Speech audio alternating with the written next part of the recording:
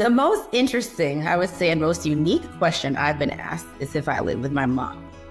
That's the most unique question I've been asked. What is your top must-haves on a candidate's resume? This was an interesting question because, again, it being an internship is very different than a full-time situation. But what I would say personally is I look for a balance between obviously education, right? You're most likely in school. And of course, the whole point of the internship is to get experience. But, having someone who is solely book smart or solely experienced was something that I tried to find more of a hybrid. So whether or not you had actual marketing experience, as long as you had experiences either volunteering or, as part of a club in school, but something that was off script and off book, where I could at least see that you were, doing additional things and could kind of try to understand the thought process. So that balance between the education and some experiences I look for. Definitely the skills, of course you can see that in some of the bullets, but at least for me and this team, attention to detail. So there couldn't be any typos on that resume. I try to be forgiving a lot of the time, but I think that's just, the first example of if this is how you're applying and this is how you're trying to present yourself, then, we definitely wouldn't expect any of that on there. Yeah, I think the skills section, because I had that on my resume and added everything, was something I had actually added later within my process of applying. And it's interesting to hear that was something that you specifically looked out for, because when I was looking for help with my resume, a lot of people said, don't put that on because it can take away valuable space from potentially other things. Again, my opinion, it puts it right out there. You've used certain tools or you've done certain things where I might have to decipher and maybe, get that from your bullets and my interpretation. But if it's right there that you have experience, then I know, okay, we don't really need to heavily train her on that, or this is not a learning curve moment for this person. So I think it was nice. I also did like that on some resumes, and I think yours too, there were some almost like topics of interest on the resumes that were interesting to me, like different clubs, just different, side things that people are interested in. It gave me a little more insight to their personality, which again, like I said, for our team, I know that was very important to have the right person that could blend with all the personalities that we have. So that was also nice. I thought that was eye-catching, and it helped me to remember the candidate. What's the most interesting question you've been asked during an interview?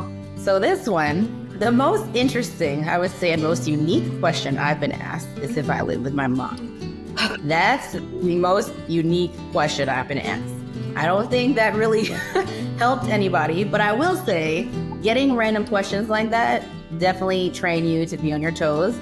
And it trains you to be able to leverage the question to read the person asking it, to really try to understand where did that question come from and the kind of personality that you're dealing with. And, being able to kind of not have that shock value, but, speak well, answer the question well. I think those are the skills that when you get some random questions like that, I think that's key. Yeah, I definitely don't know how I'd answer that. Hopefully I'd remain calm. So, how did you originally prepare? I guess you had your first round with Mel and Asia separately, and then your second with me. So how did you prepare for them, and what did you use to help you prepare?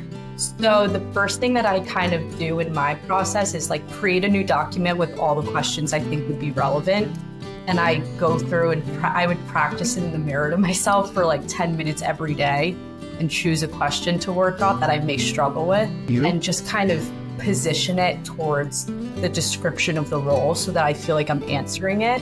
And outside of that, I actually use ChatGPT. I put in the job description and I said, make me 5 internship interview questions based on this job description. And I would try to answer those. Smart, nice.